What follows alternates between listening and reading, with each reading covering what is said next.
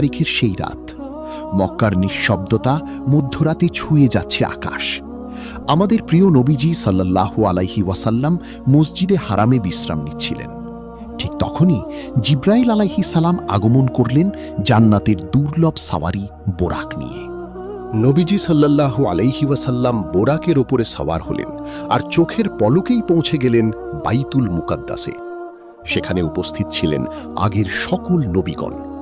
নামাজের সময় হলে জিব্রাইল আলাইহি ওয়াসাল্লাম বললেন, ইয়া রাসূলাল্লাহ, এগিয়ে যান। তখন নবীজি সাল্লাল্লাহু আলাইহি ওয়াসাল্লাম সকল নবীর ইমামতি করলেন। এর মাধ্যমে প্রমাণিত হল তিনি সকল নবীর সর্দার ও নেতা। এরপর শুরু হল মেরাজের মহিমান্বিত সফর।